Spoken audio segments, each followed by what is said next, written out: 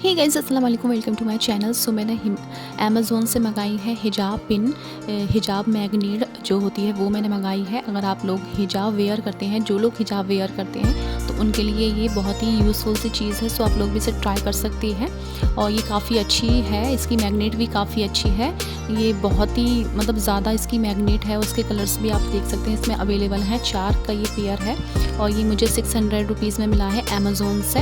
और like share subscribe my channel, enjoy करते रहिए। बाय, अल्लाह हाफिज़, थैंक्स फॉर वॉचिंग।